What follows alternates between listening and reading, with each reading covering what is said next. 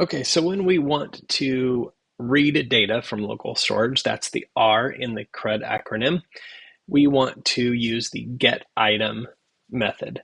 And the getItem method just takes one argument, and that is the key, and it returns the value that's associated with that key. So for example, if I want to get the value for the key name in local storage, I can say str value equals local storage.getItem with a name. Again, it's a string in quotes. So let's take a look at that in code. Okay, so here's where we left off with our simple page that displays the local storage key and value in this blue div up here on the right, and we can use this gray div to display whatever data we want. That's blank right now. So I'm going to actually delete these set item, okay?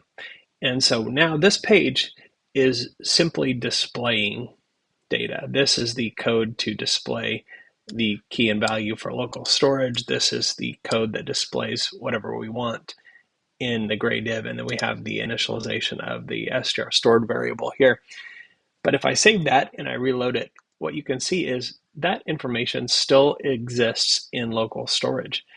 So what that means is now I can grab that and actually do something with it. So if I wanted to say str stored equals, and let's get the city from local storage. We have local storage dot get item, and I'm going to say city.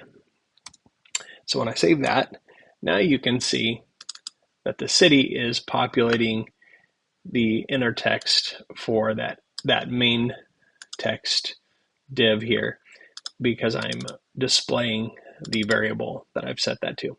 So that's really nice because it makes it very, very simple for me to pull values out of local storage.